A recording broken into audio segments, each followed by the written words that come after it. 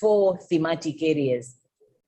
And finally, we also had a severe providing capacity building information on publications and research outputs.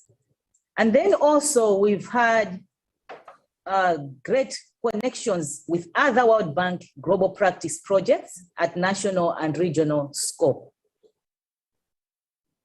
So the slide you have here is now just summarizing the key observations from the first S-impact countries and the second S-impact countries as of September 2021.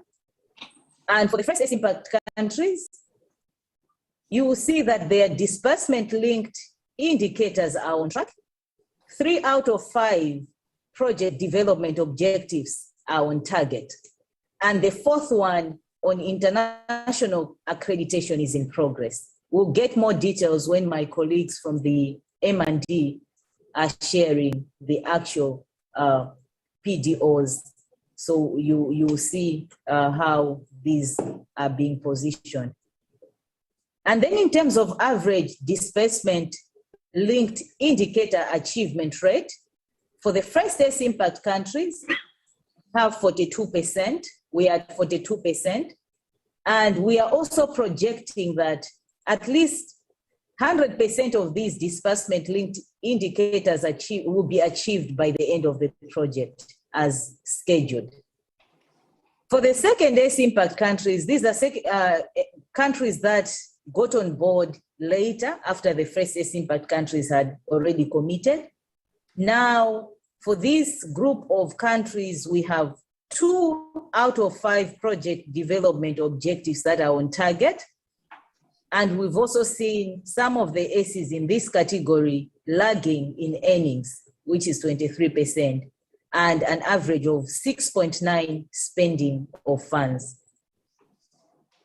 And we are expecting at least that by March 2022, these centers or countries will at least have some great improvement in terms of the earnings and the disbursement linked indicator achievement. And then we also have an average rate of DLI being 23%. And our projection is that 100% of the disbursement linked indicators achievement will be attained at the end of the project if the achievement rate is doubled and at least with 1 year extension. So in terms of the challenges, all these results have been achieved, but we had encountered a number of challenges. And the challenges include COVID disruptions that affected student recruitment, placements, and staff mobility. Although disbursement rates and DLI achievements were on track, fund utilization rates project-wide remains low. And then we also have delays in procurement processes. As you are aware, most of the countries are following national procurement processes. And in some countries, particularly Francophone countries, we've had delays in procurement processes. This was also another key discussion point we had with the ministers yesterday, and they made commitment to support this aspect. And then the Gambia, Djibouti, Niger, and Guinea, these are hosting emerging centers, and they are also lagging behind in their implementation rates. Delays in achieving project effectiveness in Nigeria and their approval at country level has also been felt by Nigerian centers. Delays in submission of environmental social safeguards plans by centers will potentially affect the completion of civil works. So we have these key challenges that we would like to have a collective action in addressing them to ensure that the project remains on track. So thank you very much, Chair. This is the highlight on the presentation, and I hand over the floor to you. Thank you very much, Dr. Sylvia, for a very brief and snappy presentation. You kept time, and we're grateful for giving us this insightful but also very brief presentation. It gives us a proper perspective of where we are as a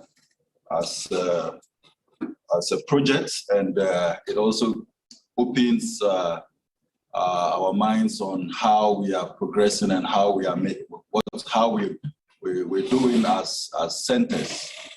So let me introduce to you Mrs. Adeline Addy. Mrs. Adeline Addy is the Monitoring and Evaluation Specialist for the AAU. She has always been on our toes with regards to our performances and giving us the results and also chasing us for results. And so she is here today in the chair to present to us our performances as far as the various ACs are concerned. Mrs. Addy, take it away, please.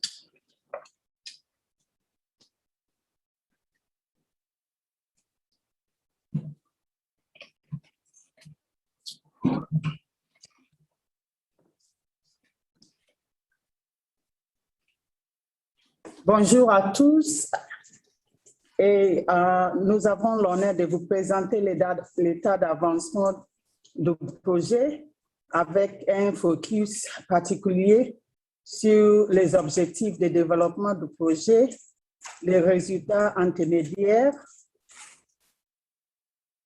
Continuez, s'il vous plaît. Les résultats intermédiaires, les indicateurs liés au décaissement et le calendrier pour la vérification. Merci d'aller.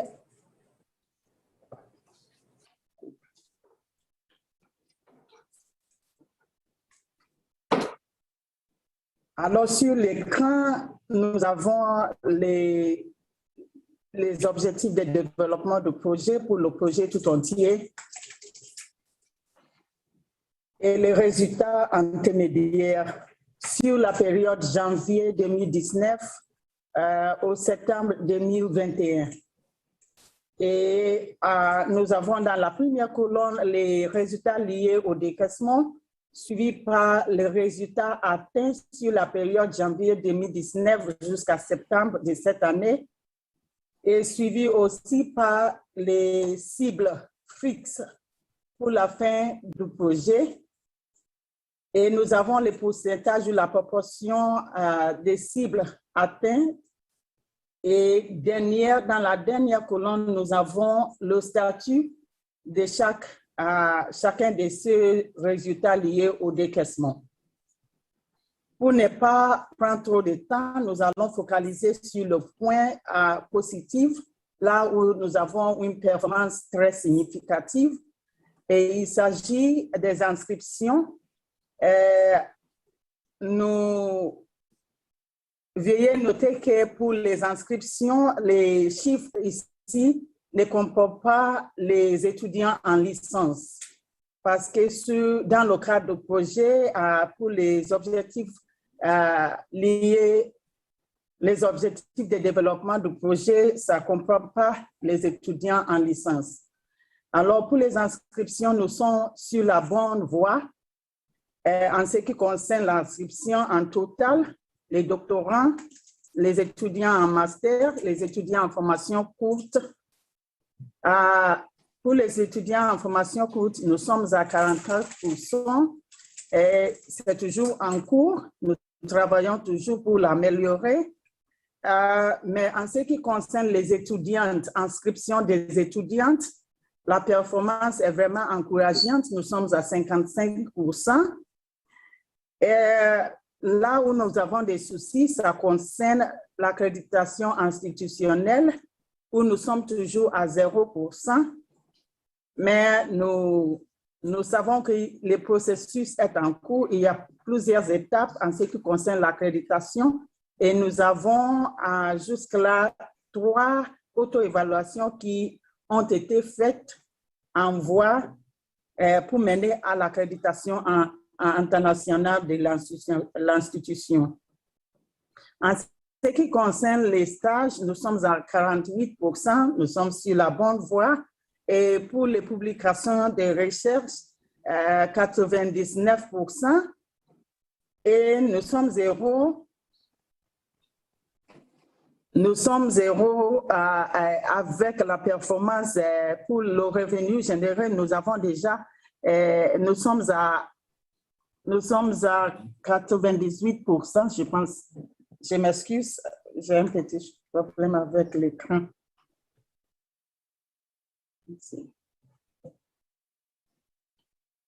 Nous avons déjà dépassé. Je m'excuse. Et maintenant, nous allons regarder la performance pour le premier CA Impact.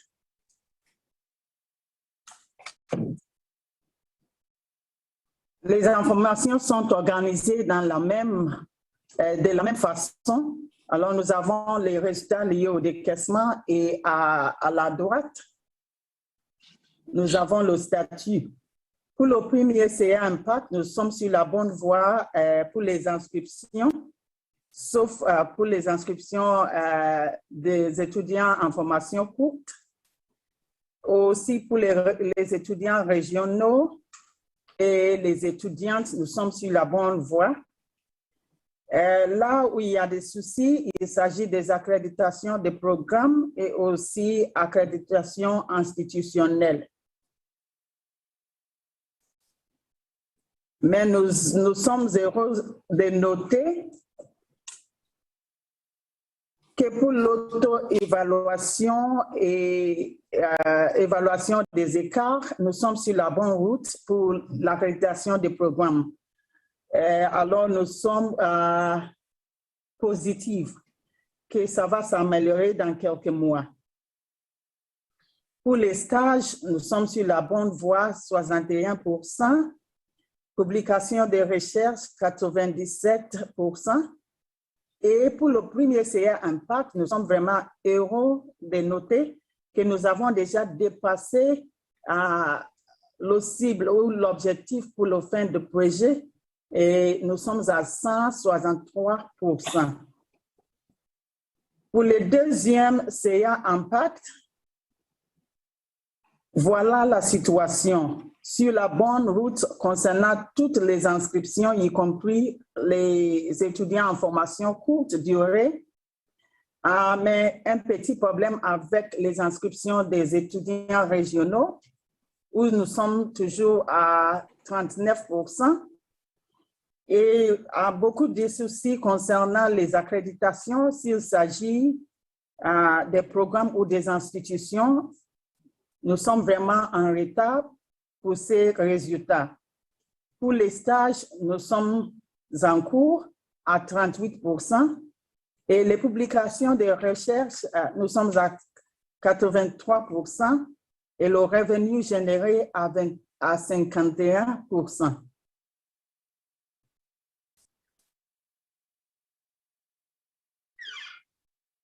Et voilà où nous sommes avec les indicateurs liés au décaissement du projet pour le premier CA Impact.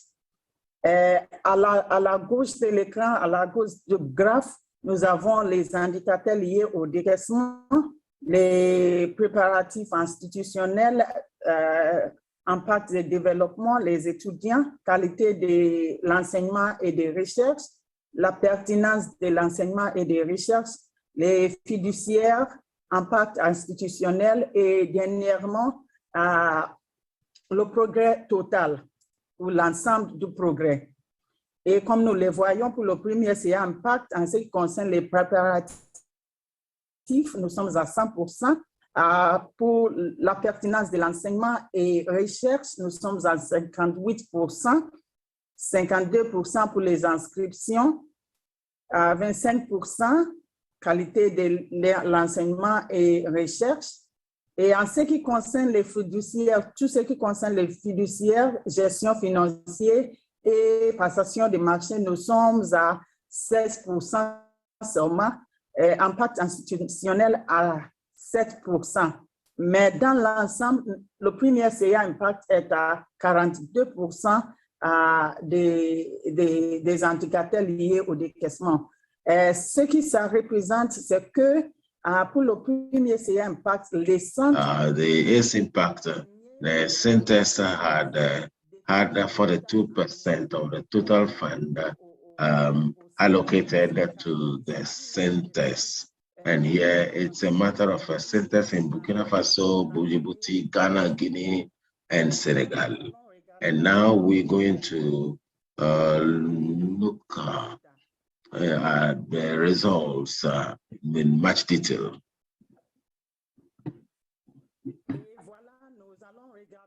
And so we're going to look at the performance for each center and for each country. The first country we have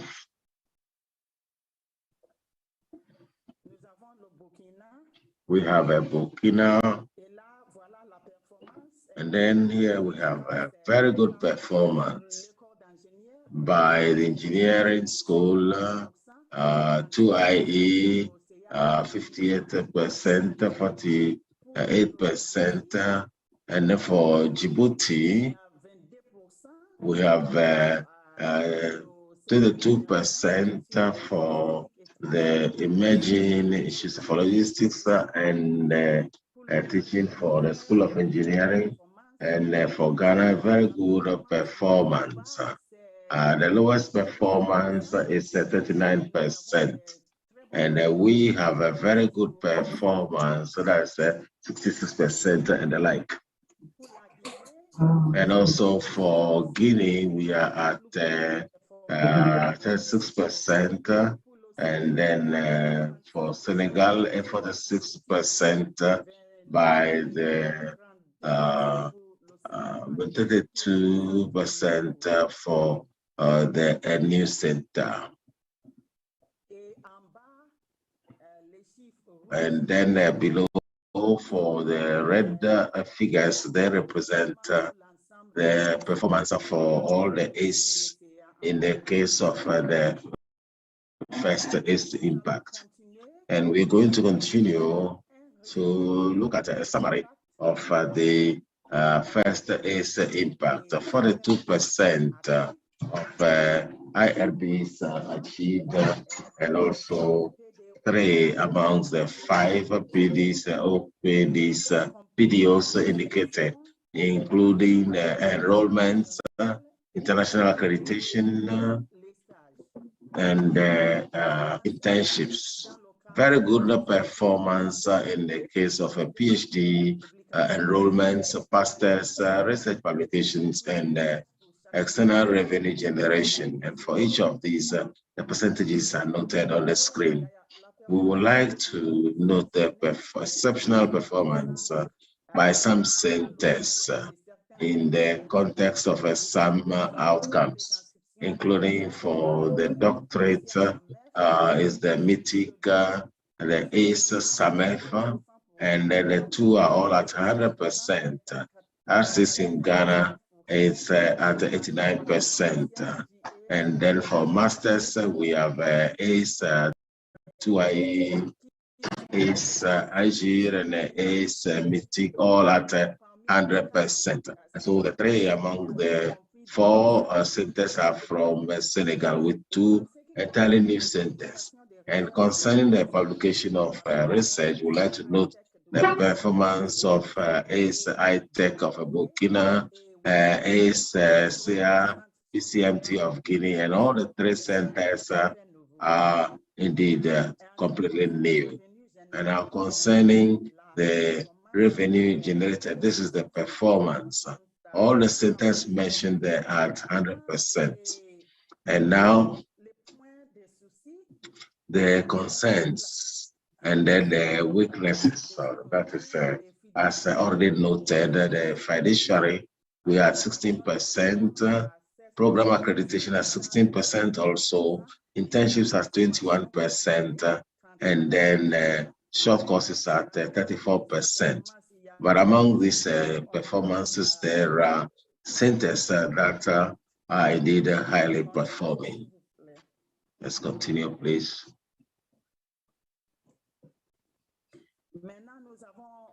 Now we have the performance for the second is impact. Always the indicators linked to disbursement at the left and at the right is the performance represented by orange bars. And also we look at the development impact. We are going to talk about it the more, but then for now it is ongoing. That is why we are always at 0, but then that's for the first is impact. And for enrollments of students, we are 33%, 11% for quality of education and research. And also for teaching and research, we also are 25%. On the whole, we are at 23% for the S impact, including all the Benin centers, Cote d'Ivoire, Gambia, Niger, Nigeria, and Togo.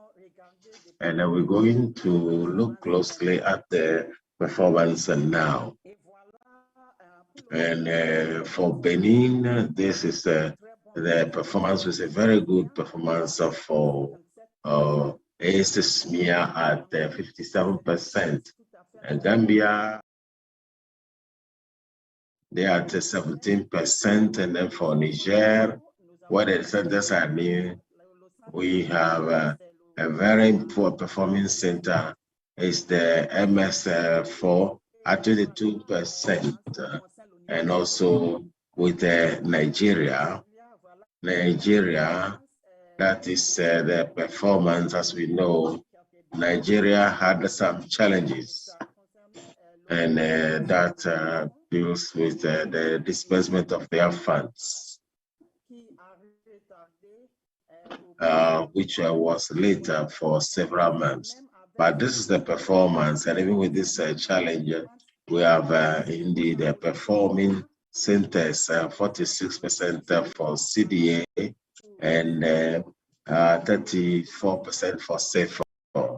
And we continue to look at the performance for Togo. We are 38%, and then for CELSA, and for Cote d'Ivoire, the performance is what you can see on the screen.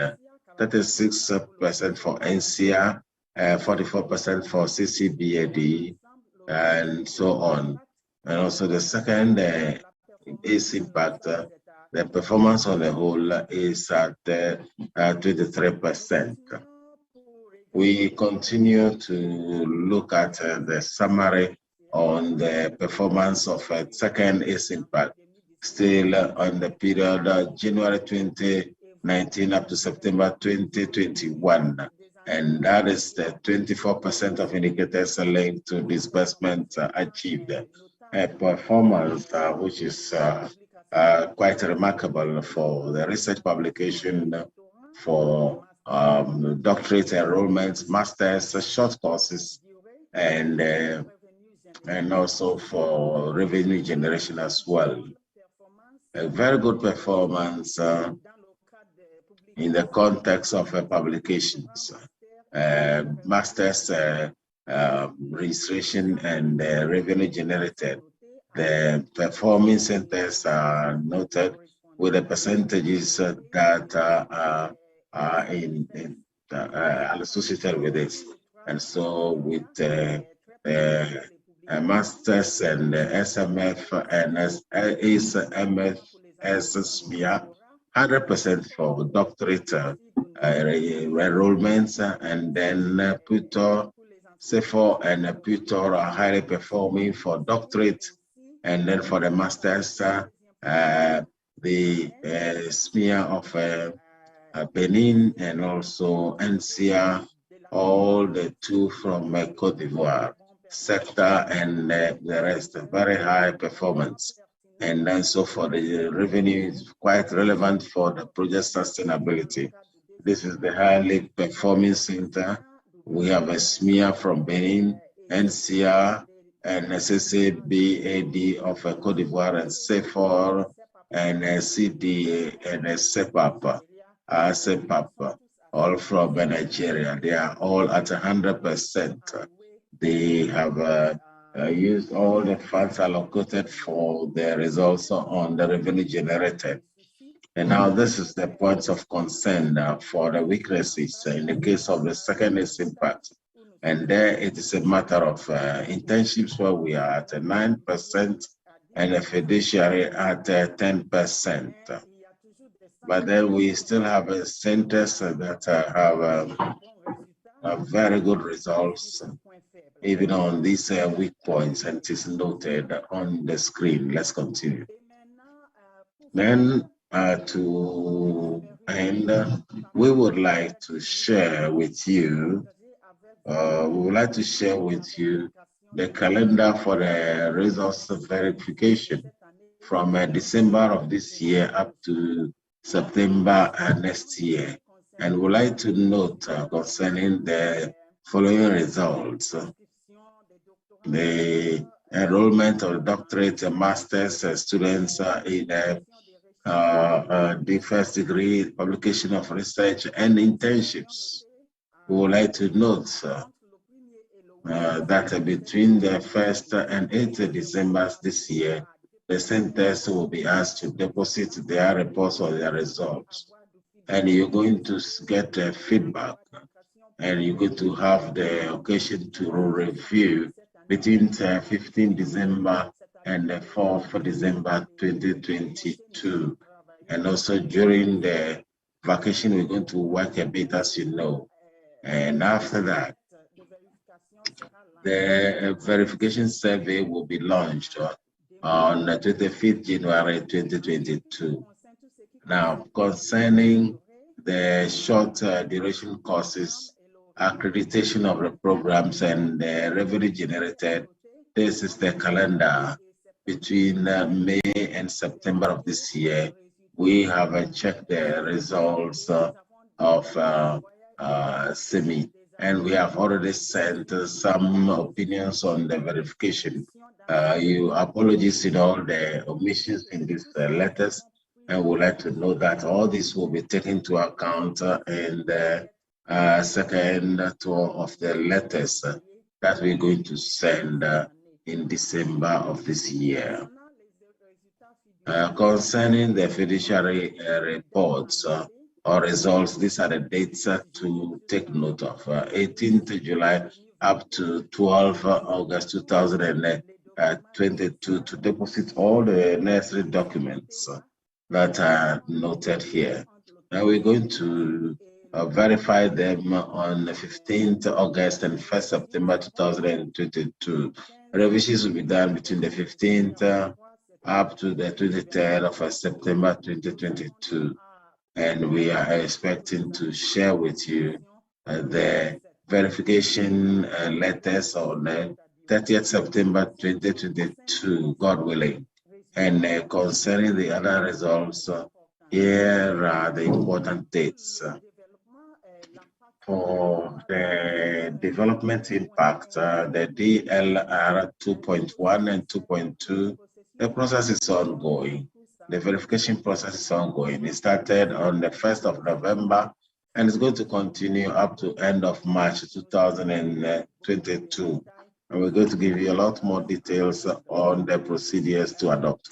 D'autres résultats, y compris le 5.3, l'entrepreneuriat. For all other results on entrepreneurship, 4.1, the verification of programs, 4.3, that deals with the environment of research and everything in the context of PRD 7. Verification will be done each quarter. Once we have the results, we are going to notify us and we are going to take all these results into account each quarter. I thank you very much for your kind attention, and I give the floor to my colleague on the side of the World Bank, Maud Kwayo, who's going to give you more information on the progress of the individual centers. Maud, you have the floor.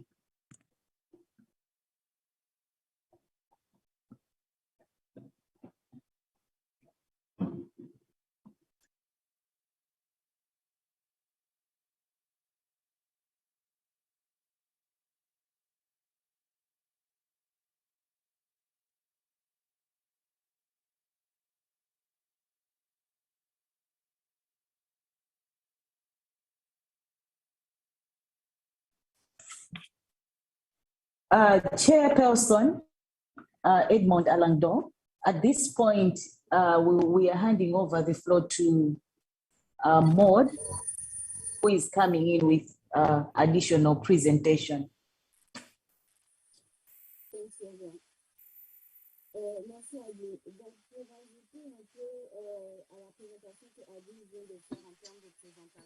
Thank you. I would like to add,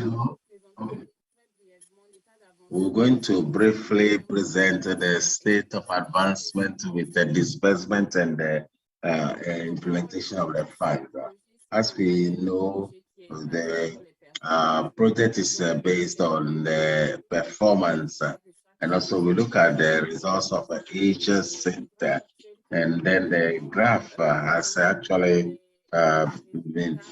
is trying to present the results of each center in terms of disbursement linked the indicators. And also, as we can see, the first is to look at the project is at 42%. And then if we look at this, we look at it into detail per country. For instance, we see that Ghana has a very good performance with 2%, with a total of the results obtained by the center. There is only a center which is below with 29%. And then also the College of Engineers has more than 66% of the results already achieved and received by way of disbursement. And also after Ghana, we have Burkina, which has about 35%. But when we look at it closely, we have the College of Engineers, which has at the two centers of 2IE at 46% and 46% of the results achieved. And also for Guinea, we are at 33%, with Senegal at 32% and Djibouti at 23%. And also for the second its impact, as we have specified, it started 8 months after the first, and the average is below at 23%. But on the other hand, we have 3 countries below the average, which has 33% with SMEA with 23% already. College of Engineers below with 24% with Cote d'Ivoire. We are at 28% with the country, and also with the CCBA with the 43% of the results already, and NCA already, which is below the average at 36%. And also with Nigeria, the average is at 23%, and of the 17 centers, and there are 9 centers that have gone beyond the average. And so with the CDA, that has more than 45% of results already achieved. And also it's up with 35%. Togo, the average is slightly below the general average, but we should congratulate the performance of the sell side, which had gone beyond the average with 38% of the results achieved. With Niger and Gambia, the average of the center is at 17%. In terms of a disbursement, once the results are achieved, the funds are disbursed.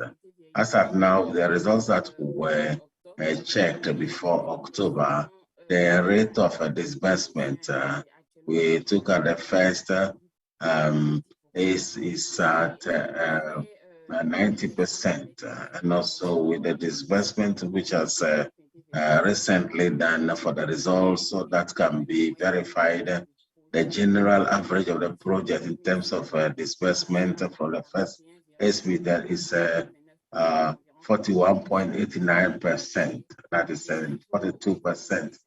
And so we should note that a very good performance for Ghana, where we have an average of more than 40%, and that is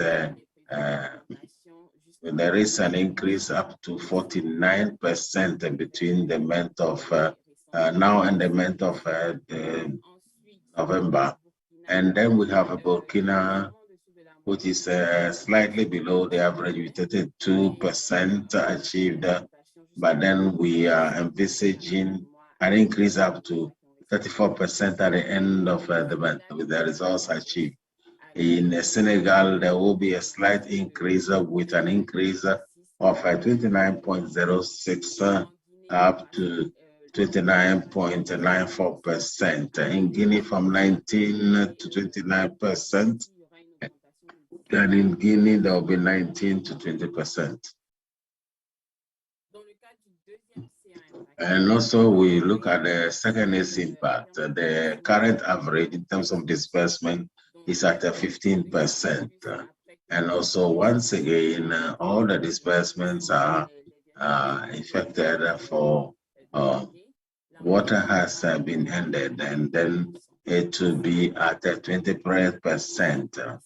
And here also we have a country that is below the average, that's in Nigeria, but we congratulate them because of the context in Nigeria where the results have recently been dispersed and then processed. So we are at 15.49%. And once the letters will be submitted, will be at 28.54% of the disbursement in Nigeria. Then we have a Benin, which is currently at 19%, which will soon get to 20%, followed by Togo with the current disbursement at 14% to 16%. And then we have the Gambia, where the current disbursement is at 15%, and there will be a slight increase up to 15.83%. In Niger, we expect will go from 14 to 15%, and in Cote d'Ivoire, the rate is to increase from 10 to 13%. The last aspect is on the implementation in the performance of the centers, that is the rate of the usage of the funds or the rate of the implementation of the funds.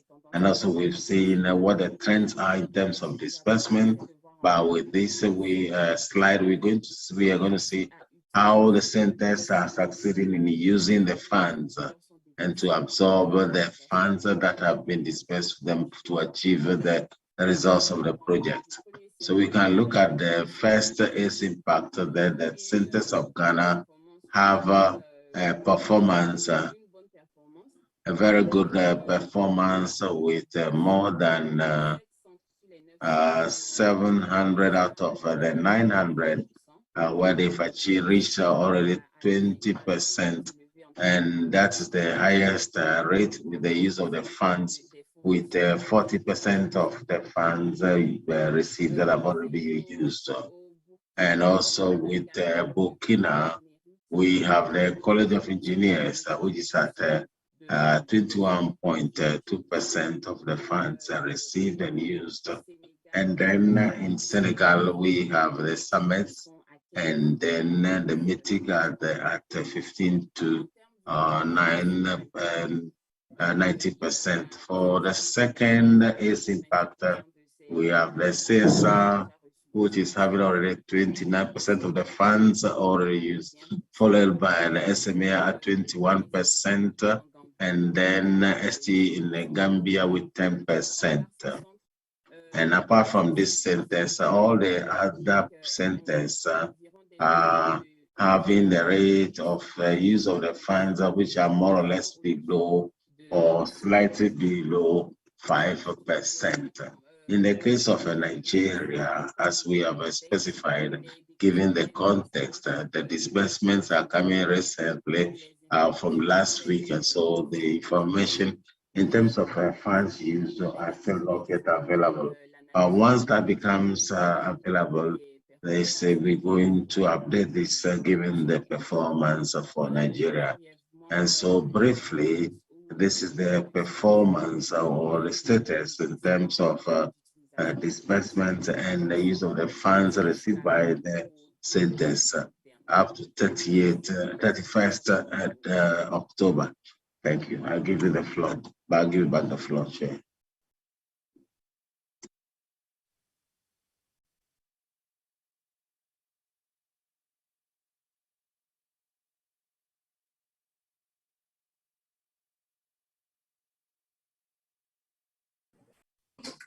Thank you very much, Maud, for your presentation. Thank you too for the brief presentation. You all stayed within time. Mrs. Adeline, you also did very well in your presentation. You stayed within time. Let me quickly announce to participants that as the presentations goes on, you are encouraged to post questions in the chat box. If you look at the bar, you'll find a section for questions. So you should be able to post the various leading questions that concerns you and issues regarding your center. If you want to ask any question, you're encouraged to do so by posting it in the chat box. We will get to the question and answer session shortly, and then with the help with AAU supporting me, I'm sure we should be able to give some responses to your questions. So let me quickly give the opportunity to Dr. Quinton to do a presentation, a very short presentation on the 10 minutes presentation, please. On AFD, Dr. Quinton is from the AFD, so he's going to give us a presentation on updates on the AFD and development partners and other related issues. Thank you very much. Is Dr. Quinton ready? Merci beaucoup. Je vais vous présenter. Thank you very much. I'm going to present to you the progress of the ACE Partner Project, which is to look at the thematic and then on the themes and scientific research. And so move on to the next slide. And so AFD, in addition to the support in the form of loans, has given a subsidy of 6 million euros for 4 years from up to 2024 for the constitution and a network on sustainable development, a network on sustainable work on water, and also on infectious diseases. AFD had indeed done the first disbursement in May 2020 with about 5 million euro at the IERD, Institute of Research and Development, that coordinates the project with the AAU and with the Centers of Excellence. De 700 000 euros. Donc, there's a rate of consumption of 700 million euro, 1,000 euros, and we have the organization of scientific events and academic events in the context of COVID-19. A certain number of events could not take place, but we support the acceleration of the consumption of the funds for each network. If you go to the next slide, please. Next slide, please.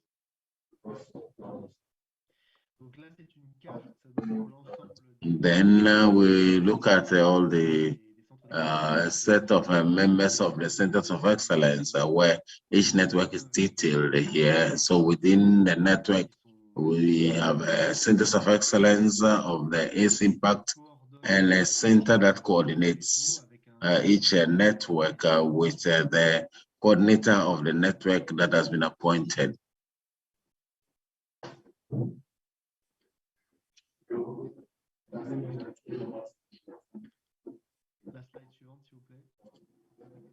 Next slide, please.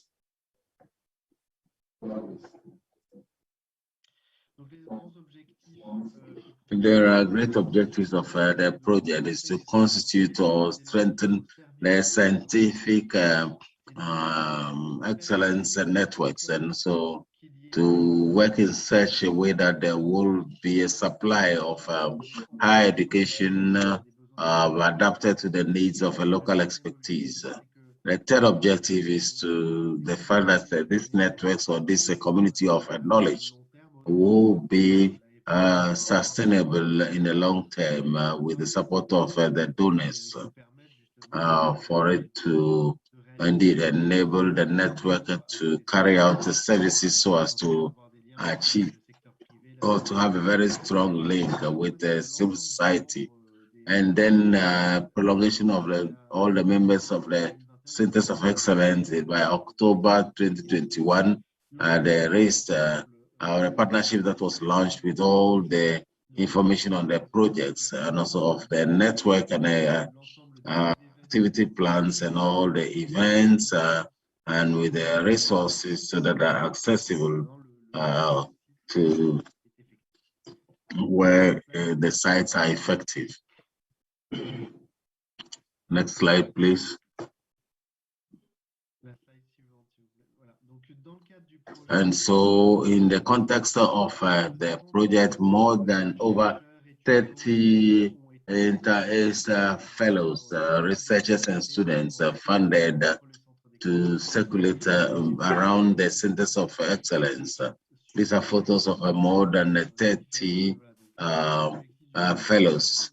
And also this is to help to stimulate the mobility in the regional mobility in the case of the research. And the context of the program ACE Impact, and the case of the program ACE Partners, each network has proposed research teams. The next, that is research programs, and has launched bids and also to see the programs for scientific research that are detailed in the internet site of the project, and which have enabled to develop common research between the centers and the partners also, and also of the Centers of Excellence, particularly of COVID-19 on the resources and the natural resources, and also at the various common research. And then the next slide, please.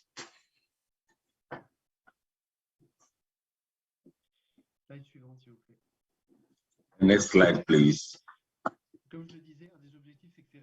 As I was saying, the objectives of these networks should be sustainable in the long term, and the objective is that we should have a partnership research work with the private sector and the civil society and foundations, and also it goes on to with the stakeholders in the context of a network and of companies that are working on water, energy, on telecommunications, and also on foundations like Rockefeller Foundation and others that are already stakeholders of activities that are scientific.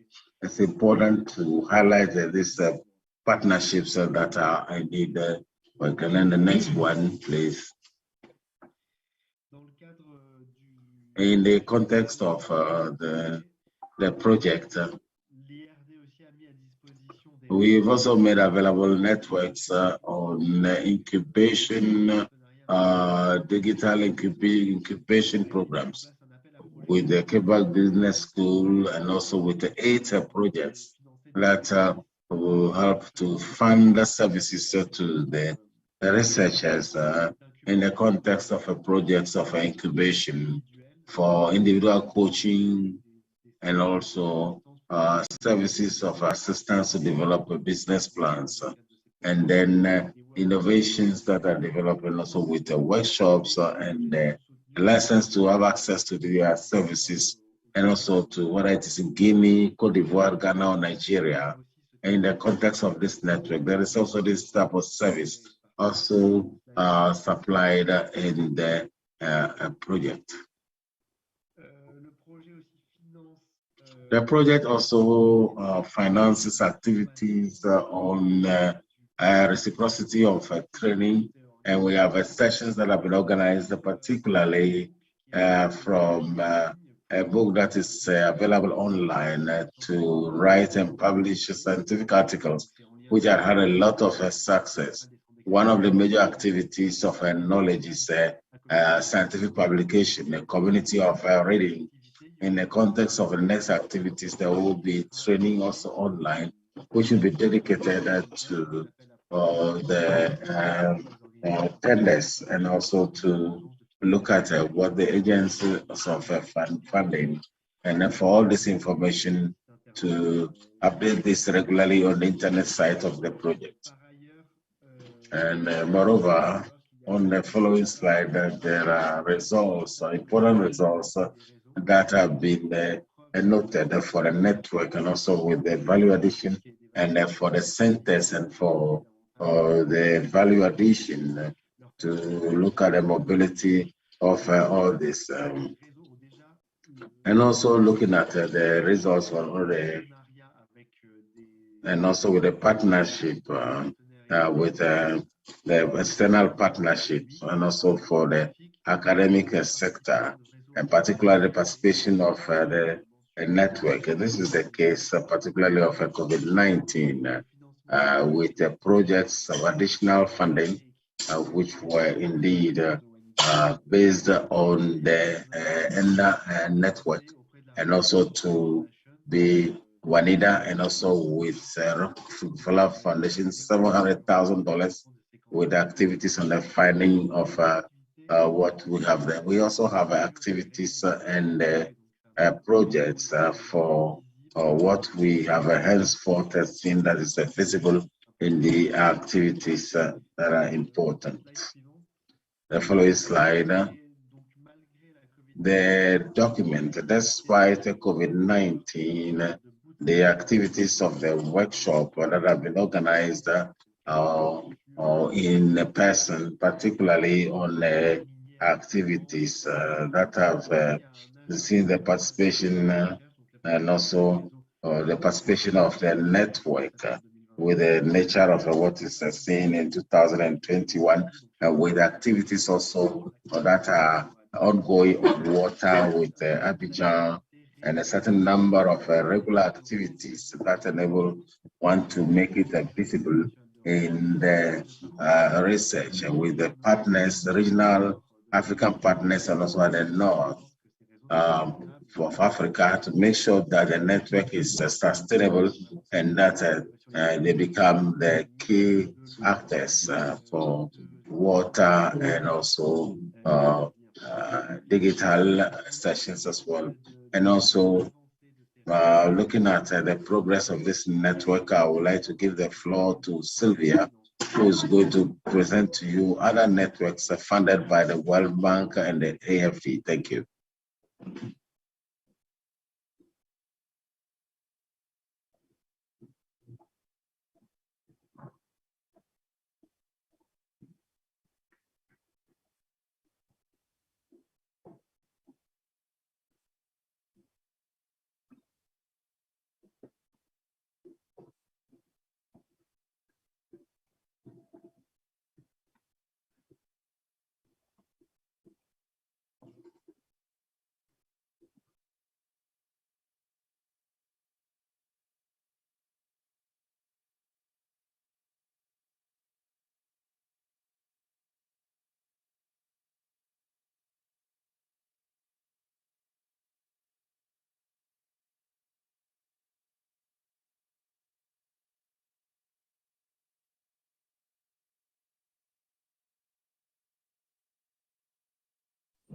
Hello, Dr. Sylvia, are you there?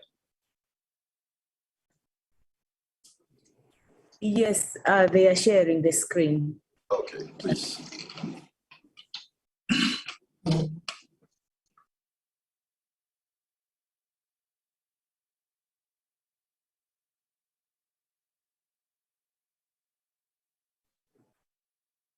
Thank you so much, Dr. Quentin and Mr. Alang Dong.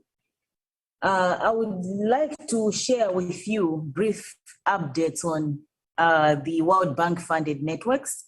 As Quentin has indicated, within the S-Impact project, we are supporting inter-S networking activities. So the AFD are funding 4 networks within specific thematic areas that Quentin has shared with us. And then the World Bank also provided some funding, some seed funding to support additional networks so centers could work together and mobilize additional resources for as part of the sustainability of this initiative. So within the World Bank funded networks, we have the Greek networks, we have the various thematic areas as you see in the Venn diagram projected.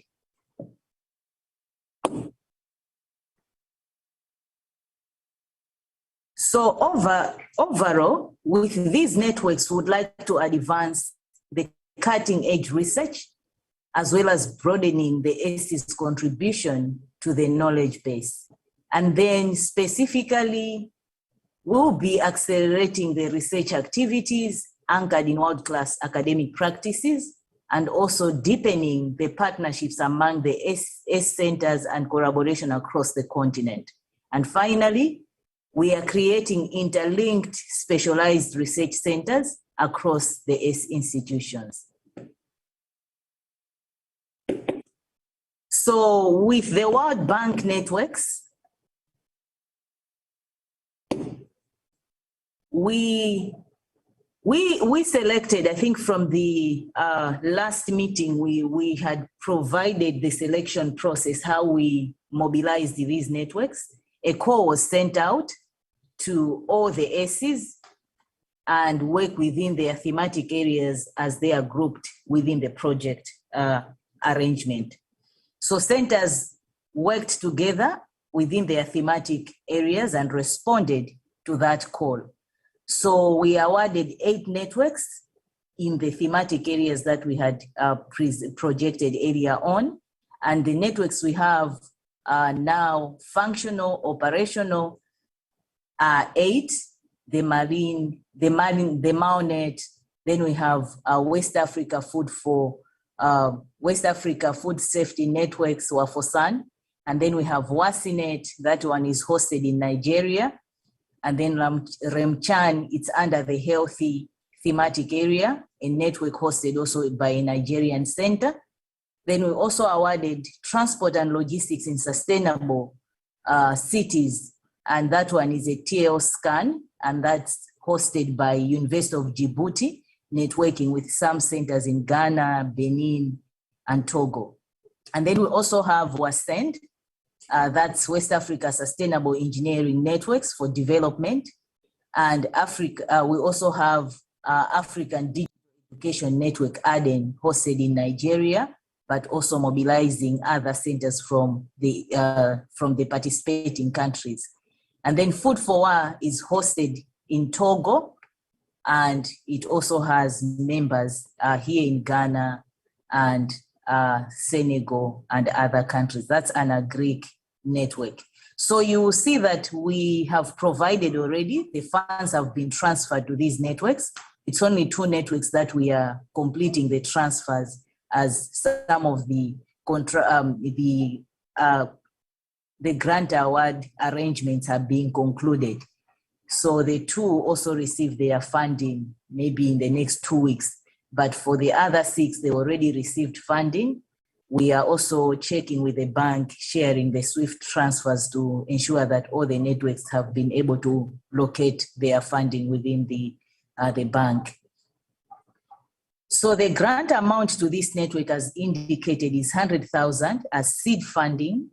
And we are hoping that by the end of 2.5 years and maybe additional years to come, the networks will have multiplied this amount through other activities like collaborative resource mobilization and other initiatives, so they can continue to collaborate at regional level.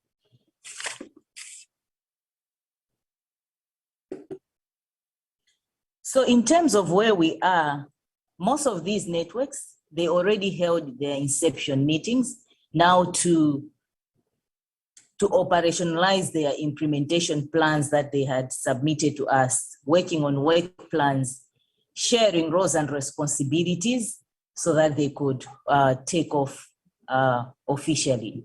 And then they've also constituted some committees. Some have board members already. Some have subcommittees responsible for different functions, resource mobilization, support mobility, movements of students and staff, among others. And then also about 6 networks already hosted their student and faculty symposia. Research outputs were shared, and they continue to engage to explore additional collaboration research priorities that they can work together through some of these symposia. And then finally, we've also received some work plans from most of these networks, which we are now supporting in terms of providing oversight in the implementation and also ensuring that we are providing effective coordination. Particularly, there are some that we are supporting their translation of events, given that we have Francophone and Anglophone centers that are working together. So AAU is receiving these work plans so that we can also plan internally for appropriate support in terms of language. So our key immediate steps at the moment, since these networks were announced in May, and some of them got funding from June, July, others even up to September because of some of the contractual arrangements, getting bank accounts agreed upon by all members and then submitting to AAU. Some of those processes took a bit long. So what we see as next steps is that they will continue to implement their work plans, and implementation plans are submitted to us, and AAU will also continue to provide the facilitation support. And then also we will support connecting these networks to additional funding agencies. And whenever we get opportunities, we would like to see as many networks getting additional support for their activities. So basically, that's the update for networks. And this is what we have achieved for a period of 4 months since we announced in May. So we hope by the next regional workshop, we shall have additional outputs from the networks. But we do appreciate the good work that the networks have really put into plans, because we've seen even some networks are already developing their websites. We are sharing their websites with the wider audience. And with that, we should be able to attract more partners to support these networks. So thank you so much, Chair. That's the brief update on networks.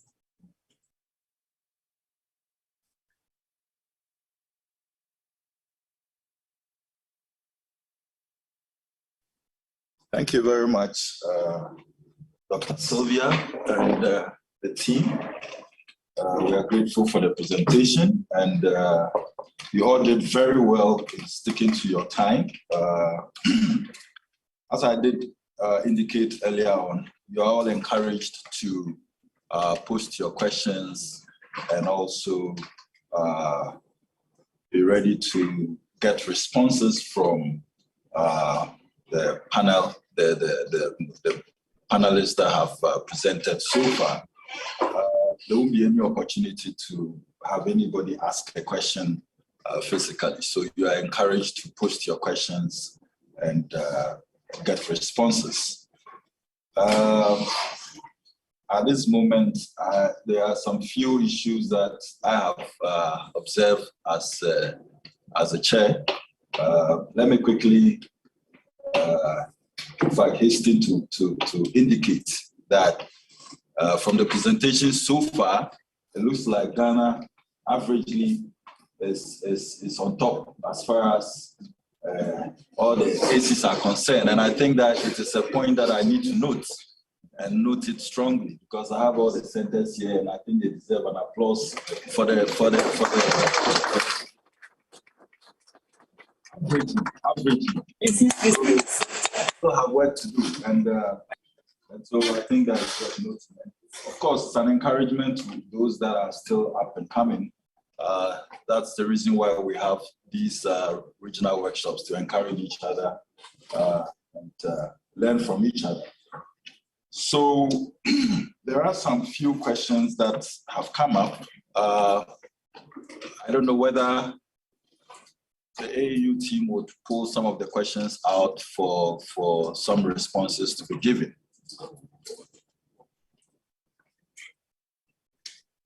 Thank you so much, Chair. From the question box, we see a question from Nigeria, that what are the agent efforts that the implementation team, financiers and the regional facilitating teams are putting in place to ensure that funds are available to the Nigerian centers. The situation in some of the centers really needs urgent attention in terms of the funding. So maybe for this particular one, relates to the financiers, I would like to, through your permission, I would like to maybe invite Dr. Ekuya Bentil or Dr. Joshua Atta, who can help us to with insights on where we are.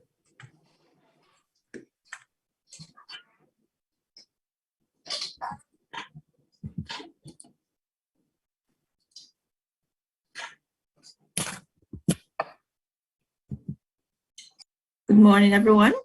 Hope you can hear me clearly. Yes, we can hear. Great. Good to have you all back again, and hopefully very soon we'll be meeting in person very soon. So I think for the case of Nigeria, at least we've sent out on the World Bank side, we've disbursed, and it should be, you know, either in the accounts of some centers, on the way to the accounts of some centers.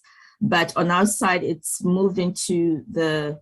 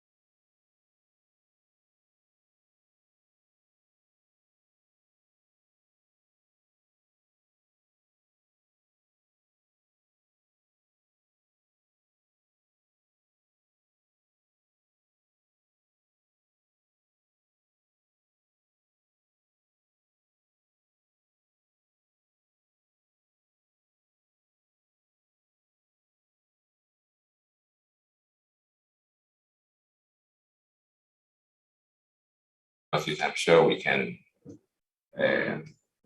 begin to discuss that towards the next mission. So that's just a summary of the current situation. We've been able to disburse to the centers, except one or two who told us that they do not have need for Naira at the moment. Therefore, we holding on, but whenever they need their money, they will get it. Is there any other thing you want me to add to this? I think there's a specific point from ASPED in Nsukka that they have no funds. So why not? I can't see the question. let me read it to you. It says, what urgent efforts are being made to make funds available to Nigeria ACEs, particularly ASPED at University of Nigeria and Nsukka? The situation here is very burdensome and critical. Well, I am not sure I understand what he's talking about, because we have just disbursed money to all of them, including ASPED, except if he's having a local challenge on using his money. Otherwise, there's no problem from our end. We paid that center the same way we paid all the other centers. Even those that had errors in their account details, they have responded, and we have reprocessed those payments. So by now, they should have money in their account. So we have no problem with ASPED.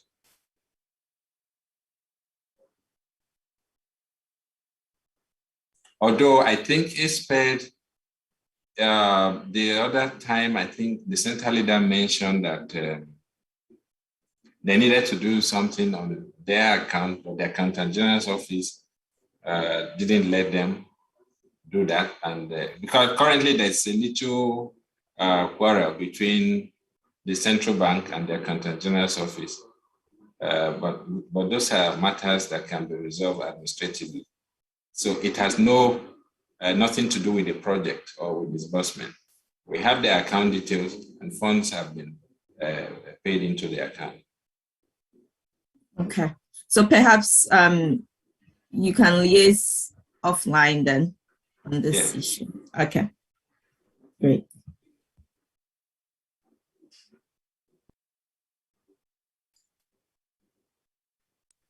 Are there any more questions? AAU, can you coordinate that for me?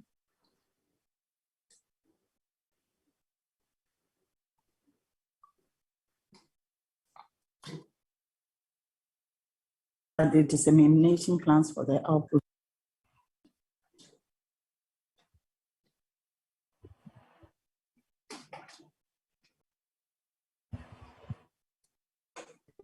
Okay, so we have questions from Professor Oyole, and he is asking, where are we locating the research outputs for the networks and even the center research outputs, what we are developing as part of the initiatives from the funding we have? Do we have repositories for them? And what are the dissemination plans for our outputs? And then another question is that, can we use the inter-ACE networks to network some institutional librarians and technologists?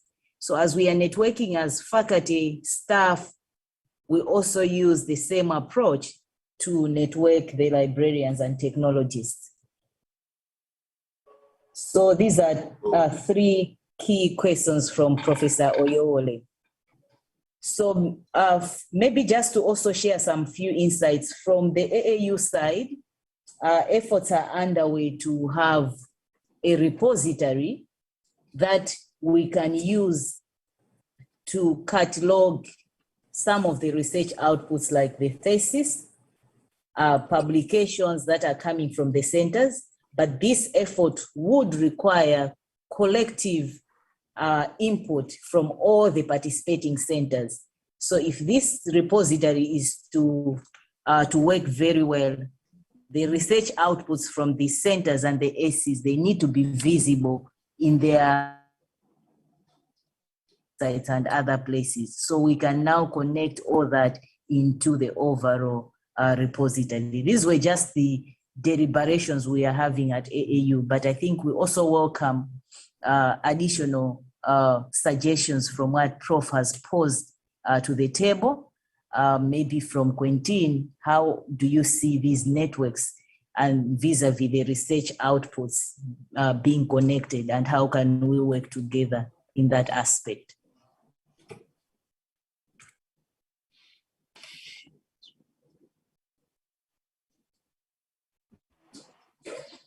Do we have Quentin on the line, or anybody from the bank to add on to what the case manager just gave? Yes, Sylvia, I understand. Can you repeat your question, please? Yes, we can hear you. Okay, Sylvia, can you repeat about your question? Sorry. Yes, it's a point of reflection that we have now that we have all these networks. What you have funded by IRD and what we have funded by the funded by AFD through IRD, and then what we have the networks under World Bank through AAU. We have research outputs that are coming out from these networks. How do we coordinate the research outputs in terms of at least having them into a repository, but also dissemination plans for these outputs? So we would like to get also from your insights. From our insights, efforts are underway to develop at least a repository within the S Impact website. So we will be collecting all the research outputs and cataloging them within our online portal so that they are easily accessible. But I think this effort requires collective efforts and joining hands among several collaborators, but S is being the core, at the core center. So we wanted to hear from your perspective as well on research outputs and dissemination. Merci Sylvia. Oui, je pense que c'est un sujet clé, hein, effectivement. Thank you, Sylvia. I think it is a key topic. It's one of the major aspects of the network is to stimulate scientific publications, when scientific collaborations on teams. And then we have indeed the resources and the publications that are done. The question that the Secretary General is asking is key. What is the availability of the resources? And also we should be able to make a link between AAU and IRD for there to be a link for one to have access to these resources for publications. In fact, we should look at the type of a publication, publications that are open sources, and also what are publications that require subscription. They are also of another different level, and the resources can be made available for all the networks of the centers, and they are now on open sources for now.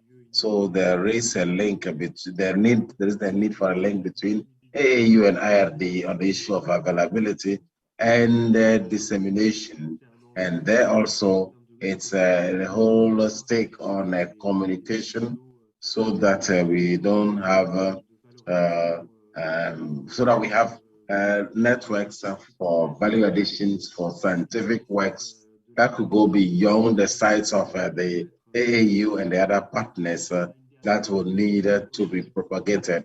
And also, there is another issue on availability and adding value to what we have, and also for the propagation.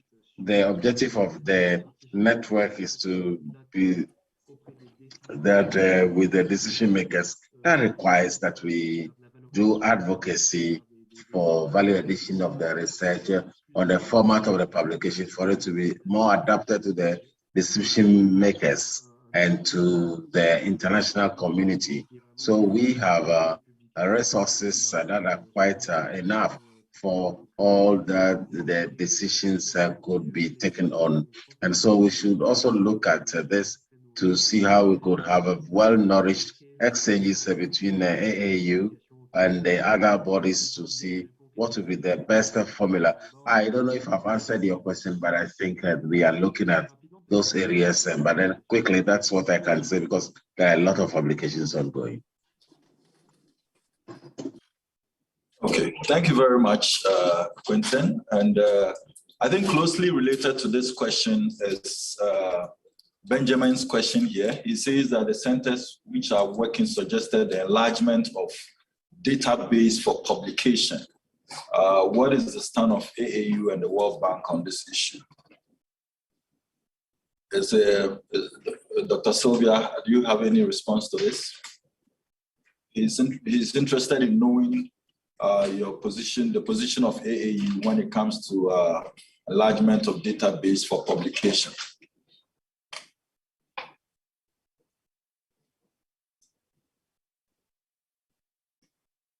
Hello? Yes, Edmond. I don't know if I get the question well on enlargement of publications. Yeah. I'm trying to understand it better.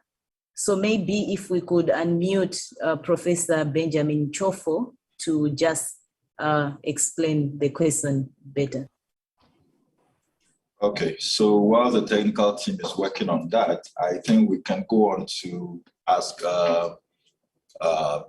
some other questions. We have one from Barnabas, I guess from Nigeria. He's interested in any update on the Central Bank of Nigeria's decision to give centers Naira and not dollar. I'm sure Dr. Atta will be interested in, yes. Yeah, Edmond, let me respond to that. Well, I think that we need to be a little bit patient and try to consult internally on these issues. We have been communicating with the Nigerian ACs over the last 10 to 12 days regarding disbursement issues. For a whole week, I spent almost a whole week going to the Central Bank of Nigeria on this issue. But they have insisted that transactions within Nigeria should be denominated in Naira and not in US dollar. That has been their argument all along. The funds to the center are all with the central bank and they're in dollar. What they're saying is when you need to spend this money, change it to Naira before you can spend it within Nigeria. But if you have a need for expenditure outside of Nigeria in dollar, then you make a request and it will be paid. So we provided these details to the centers, but we also went further to make an official appeal to the CBN to let us move these funds directly to the accounts of the centers in dollars and not in Naira. And they're yet to respond to that. So I think Nigerian centers need to be patient. We just started the journey. I'm sure that with time we may be able to convince them, but even if we don't end up convincing them, you still lose nothing because your disbursement is denominated in dollar, and it will not be converted to Naira except when you give that instruction. So I don't see any problem here, but we will still continue to make effort, but please be patient. Thank you very much, Doc. Sorry, I cannot read French. So probably, Mrs. Adeline, can you help me with the translation of the questions in French? My French is not really that good, so I won't try it here. So if Mrs. Adeline can kindly read the questions in French so that we can respond to those ones, that would be very good. So essentially, it's from one of the centers in Guinea, and they are saying they've had problems with connectivity. And then I think they could not follow the earlier presentations because they didn't have good links, and they want us to help out. So we'll just connect with them and provide the necessary. Thank you. Thank you very much. I wanted to be sure we're not leaving the Francophone countries out in the question and answer section. Are there any more questions? We have one from... Yes, Edmond. We have for Professor Nchofo. Yes. I think he's asking for database or some sort of repository for publications. That what are the plans that we have from AAU World Bank perspective? And what we indicated earlier on is that we are planning for a repository. Our team already started work on this. and we'll be reaching out to the centers to share with us all the research outputs they have. Now we are talking of 14,000 PhD and MSc students that have been trained or being trained under the ACE.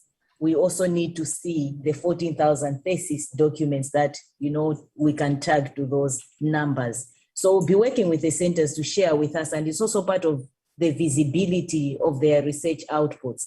Of course, I think maybe this point I would like to make may come through during the communication sessions, but just at a glance, when we went into most of the ACE websites to check for their research outputs, because from time to time we receive requests, research outputs, even for the symposia presentations that we made, we could not find them on their websites, most of them. So I think with this collective effort of a properly structured repository at the ACE Impact or on the ACE Impact website, it would be easy for all the partners and stakeholders to access all these research outputs. So thank you so much, Professor Nchofo, for pointing this out, and we'll be also reaching out to you so that you can work with your centers with in terms of the plans that we have in place, given that you are also providing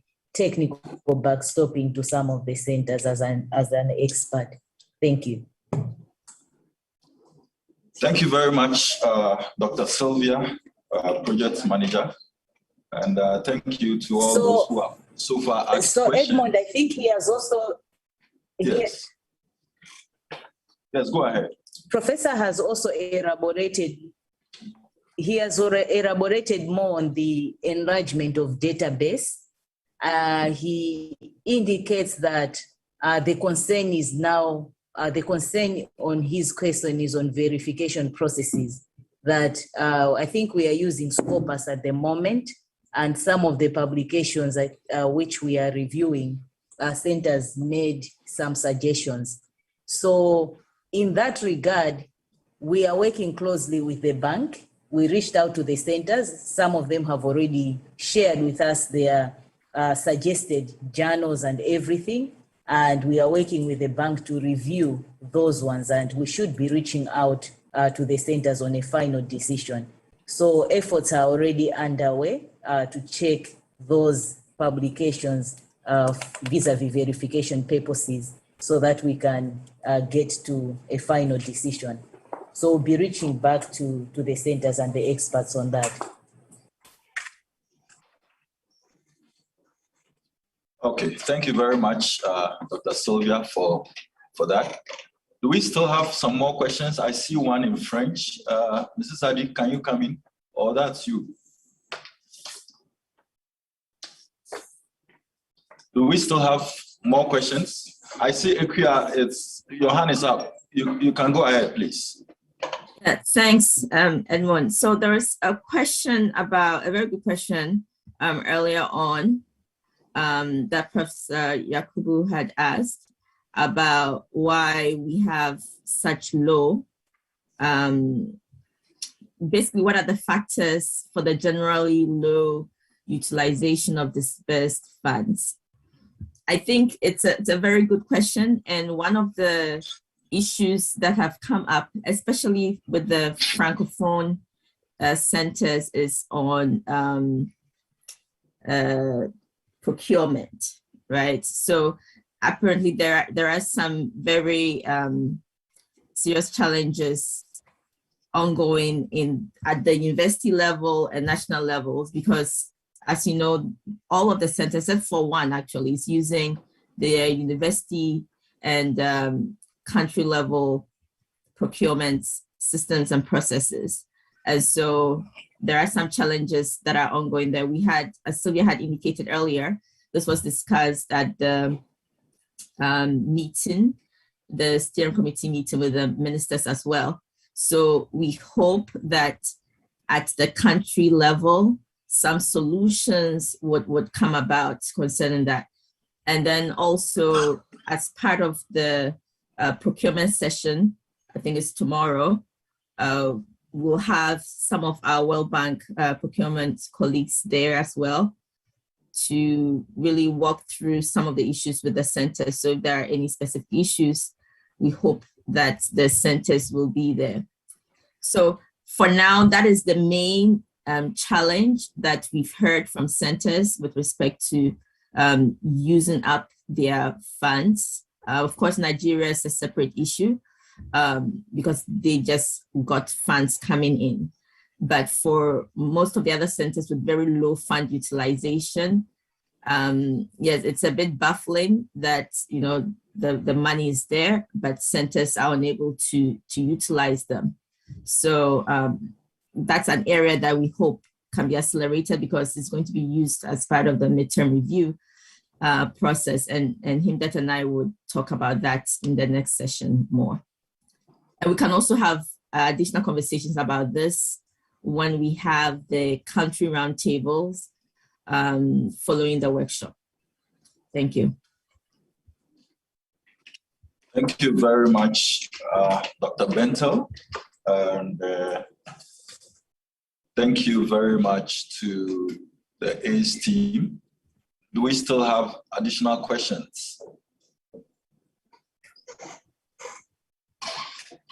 Okay, so I take it that we are very clear in our minds the presentations that have been made and the results that have been churned out.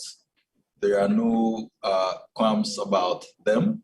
No center is querying any of the results that have been churned out. I think that we have done a very good job in terms of the time. We've kept to time. And then we've also maintained our composure in terms of the presentations that have gone on. I think that I'm very happy that the cooperation that I requested for has so far, so far I've received it. So if we don't have any further question as chairman, I wish to reflect, just share some few reflections before we conclude the session for the day. Dr. Sylvia first started her presentation with giving us the overview of what the situation is as far as project implementation is concerned. Some of the key issues that I picked up, which I thought I should share with you, are the areas of significance, talking about the various achievements, innovations, the digital transformation partnerships, operations and collaborations. And what I noticed in these thematic areas is the fact that the ACEs have produced very significant results in these 7 thematic areas. And I think that that is a note of commendation to all the ACEs for the good job done. We know that this project is not easy to implement. And so for such key areas that have to do with the implementation of the project, if we are able to achieve such results, I think that we deserve a pat. I also took notice of some challenges that we're still facing, especially with regards to delays in procurement. It's been one of the thorny issues that we faced way back from ACE 1. Procurement has always been an issue.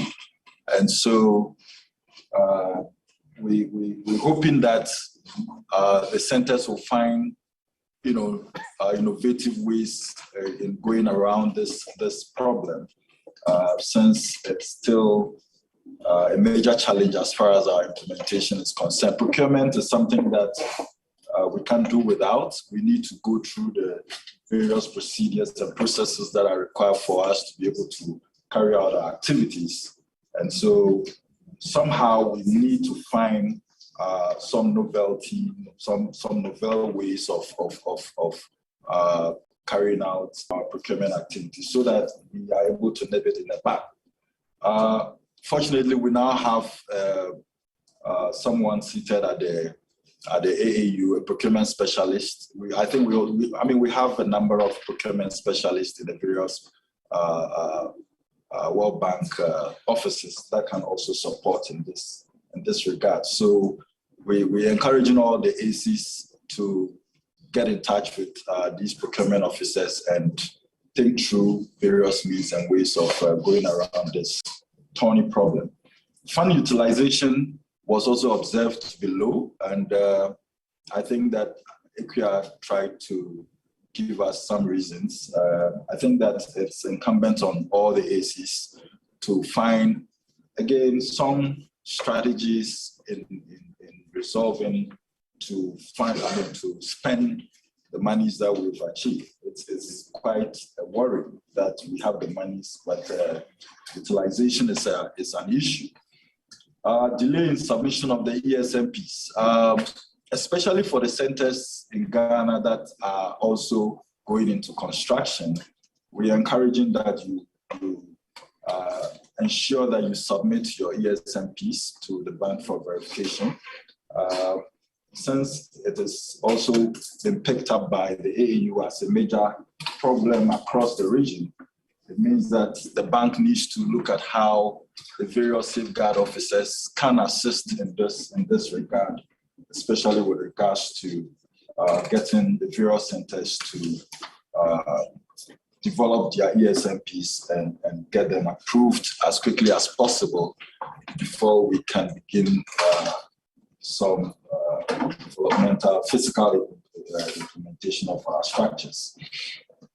I think that for the DLIs, we've done significantly well in terms of the various DLIs in their achievements. What hit me was the development impact, which I saw 0, and the institutional impact, which was 7%. I think that it is something that we need to look at, especially that we are in the midterm review. We are in the midterm of the project. Centers should begin to look at the issues of how the project is impacting in their various universities and how that transcends to other institutions alike. There are other issues that, in terms of verification, especially with the schedule that was brought up, I believe the centers took notice of that and would accordingly arrange to be able to work with those schedules. So in all, I think that Quentin also provided a very good insight into the various networks that are available, development partner networks that are available. I noticed that the centers in Ghana are also not very many in that regard. I think that we are encouraged to see how we can get involved and also find other alternative source of funding, especially when we're talking about sustainability of our projects. And so I think that it's something that to really get involved in and work with Quentin to see how the numbers can improve. So by and large, I think that the presenters did a good job, and they deserve commendation for the very eloquent presentations that were made. And we here are very grateful for your presentations, and we look forward to the rest of the program. I want to use the opportunity to thank you, and also on behalf of Professor Salifu, who was supposed to sit in, I want to thank you all for your cooperation, and I extend my regards to all those who are sitting in till the close of the program for the day and beyond as a fruitful workshop. Thank you very much.